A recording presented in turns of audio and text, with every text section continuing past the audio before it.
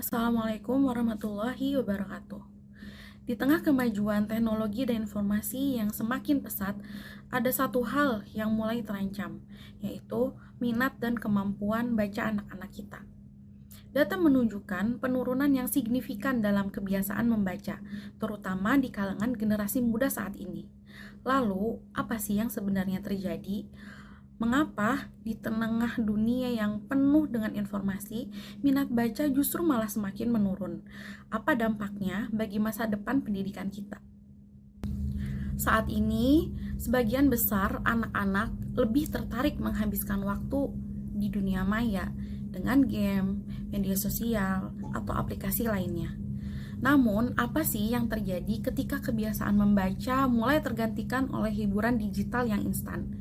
Bagaimana kita bisa memastikan bahwa mereka tetap memiliki keterampilan literasi yang kuat sebagai modal utama dalam belajar dan berkembang?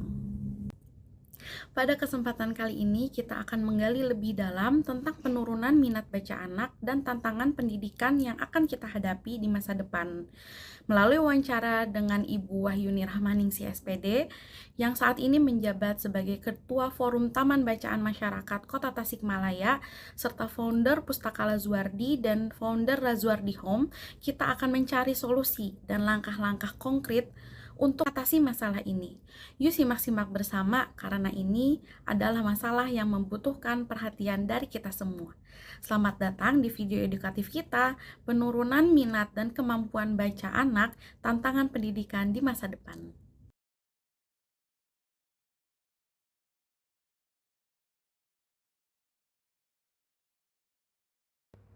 Faktor menurunnya minat baca anak di zaman digital sekarang ini salah satunya adalah gadget itu tersendiri. Karena keseharian anak saat ini lebih sering berinteraksi dengan gadget. Baik itu dengan bermain game atau menonton tayangan di aplikasi yang terdapat di dalam gadget. Ataupun aplikasi-aplikasi yang terdapat di smart TV yang tersedia di sekeliling kita saat ini. Jadi, penurunan minat baca anak dipengaruhi besar oleh gadget, media sosial, karena keseharian anak-anak sekarang lebih dimunculkan lewat media sosial. Sehingga anak itu tidak ada interaksi dengan buku. Kurangnya interaksi anak dengan buku akan menjadi penyebab menurunnya minat baca anak dalam kehidupan sehari-hari.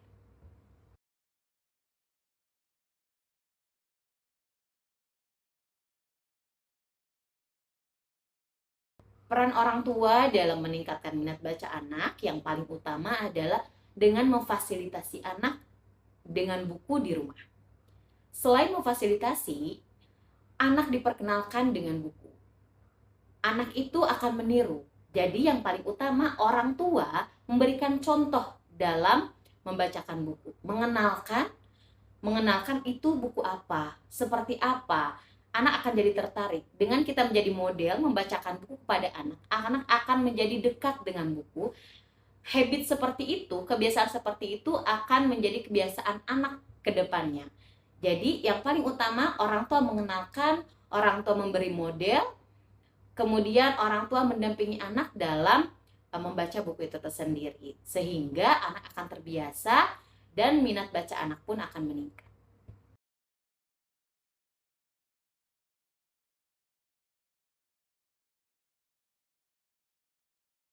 Selain orang tua dalam meningkatkan minat baca anak, guru di sekolah sebagai orang tua yang berada di sekolah itu harusnya mempunyai peran yang sangat besar. Di antaranya ada fasilitas pojok baca di sekolah. Meskipun di sekolah itu ada yang namanya perpustakaan, tapi itu lebih umum dan aksesnya lebih jauh dari kelas. Tetapi ketika ada fasilitas pojok baca di ruangan kelas, anak akan lebih mudah untuk menjangkau buku itu tersendiri. Adanya pembiasaan anak membaca buku di pagi hari, kemudian guru menceritakan isi buku, secara tidak langsung dari ketertarikan itu anak akan muncul minat baca.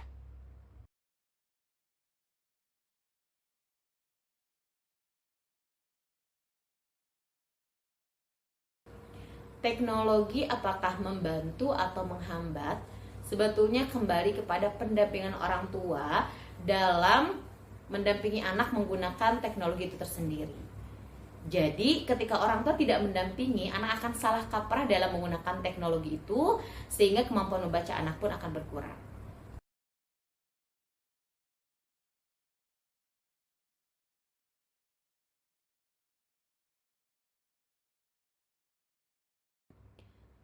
Bagaimana supaya anak tetap kemampuan membaca konvensional terjaga, tetapi literasi digitalnya tidak tertinggal?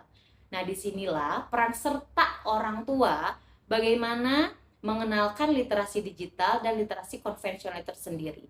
Jadi kan dari 7 literasi itu, salah satunya dari literasi digital, literasi budaya dan keluargaan, itu yang harus salah satunya dikenalkan oleh orang tua. Sehingga meskipun anak mengikuti literasi secara digital, yang konvensionalnya pun tetap mereka butuhkan. Karena didampingi dan dikenalkan oleh orang tua dengan kebiasaan sehari-hari, segala sesuatu tetap bisa ditemukan di dalam gadget, tetapi ada sesuatu yang memang kita temukan juga di dalam buku. Buku tetap menjadi pendamping kebutuhan ilmu kita.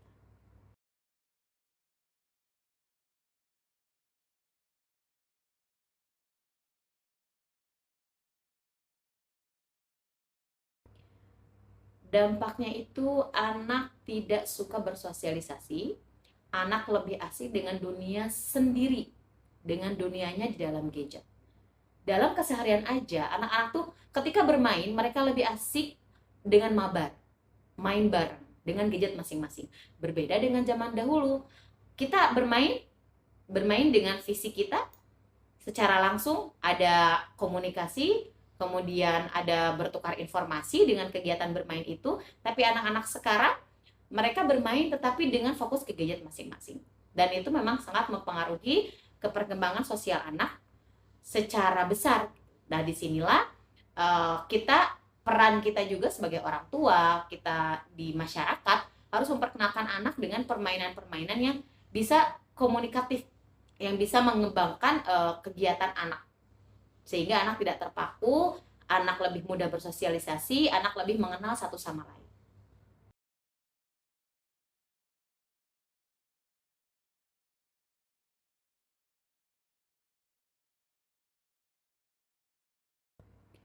Yang paling pertama, dari lingkungan keluarga. Sebagai orang tua, memfasilitasi anak dengan buku, mengenalkan anak dengan buku, mendekatkan anak dengan buku, sehingga munculnya minat baca. Tidak cukup hanya di lingkungan keluarga, lingkungan masyarakat pun harus mendukung. Di sini lingkungan masyarakat itu ada lingkungan RT, ke-RW-an, kelurahan, kecamatan, bahkan kota. Nah, di sini harus adanya andil dari pemerintah tertinggi sampai pemerintahan terendah. Harus adanya fasilitas pojok baca, fasilitas taman bacaan. Nah, di Tasik itu tersendiri, fasilitas taman bacaan itu baru sedikit. Tidak satu kelurahan ada satu, ataupun di satu kecamatan ada satu, hanya beberapa. Nah, disinilah pentingnya penyediaan ruang umum membaca bagi anak. Meskipun ada perpustakaan umum yang bisa dijangkau oleh seluruh masyarakat, tetapi lebih penting lagi adanya taman membaca yang lebih bisa diakses lebih luas oleh masyarakat sekitar, baik itu di lingkungan ke-RT-an, ke-RW-an, kelurahan, kecamatan.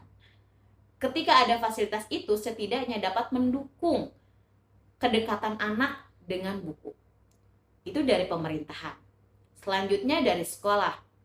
Dari sekolah, sebagai tempat kedua bagi anak, seharusnya memberikan fasilitas baca, fasilitas buku yang lebih memadai. Karena di perpustakaan sekolah, kebanyakan buku-buku itu buku-buku jadul yang lama, yang sudah tidak tersentuh. Bahkan anak jarang diberikan akses untuk membaca buku di perpustakaan atau meminjam buku. Beda dengan zaman-zaman dahulu, kita ada kartu pinjam perpustakaan, kita meminjam buku untuk kegiatan. Nah, di sini peran sekolah tuh sangat penting, menyediakan fasilitas buku yang memadai sesuai dengan perkembangan, serta disediakannya pojok baca di tiap kelas. Terima kasih telah menyaksikan video ini dan mendengarkan pandangan dari narasumber mengenai tantangan penurunan minat dan kemampuan baca anak-anak. Kita semua memiliki peran penting dalam memajukan literasi generasi masa depan, baik sebagai orang tua, guru, maupun bagian dari masyarakat. Ingat, perubahan kecil yang kita lakukan hari ini dapat memberikan dampak yang besar di masa depan. Mari kita terus berupaya bersama, baik dengan mengembangkan kebiasaan membaca di rumah, menerapkan metode yang menarik di sekolah, maupun mendorong kebijakan yang mendukung literasi di tingkat pemerintahan. Sekian video dari saya. Assalamualaikum warahmatullahi wabarakatuh.